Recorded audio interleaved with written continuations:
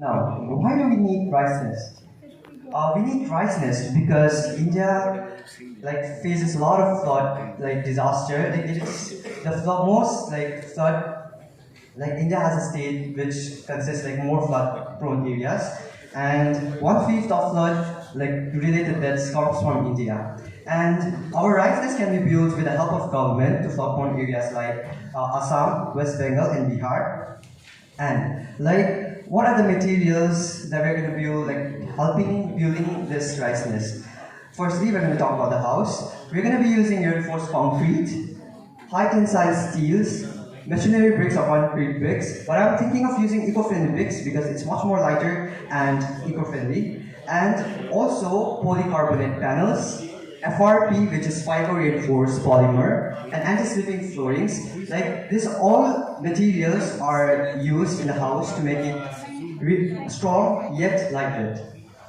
Now, about the hydraulic lift system and its material. We're going to be using alloy steel cylinder body, which is the main pressure chamber, and also hard chrome plated piston rod, which is for the smooth movement of the house, and it's also corrosion proof.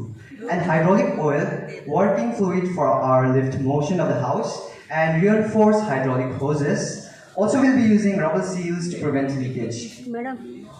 And now, for the mechanical and the structural lift, we're going to also be using other components like stainless steels, which are cabin walls, and for handrails, base mounting plates, also cast iron or ductile iron. And safety and backup plans are as important. So we're going to be using safety steel gear and emergency brake, which actually is PPE, personal protective equipment, and also the battery because backup power, because when there's power outages in calamities like flood, so we can use that battery, which is lithium iron phosphate, live PO4, and also fire retardant insulation because when the flood hits over the house, because of those electric wires, fires also kind of house can also catch a fire. So to protect that, we are using this fire retardant insulation for wiring and for wires and electronics. Now, construction and working. Our model will be mounted on a platform supported by hydraulic lift system,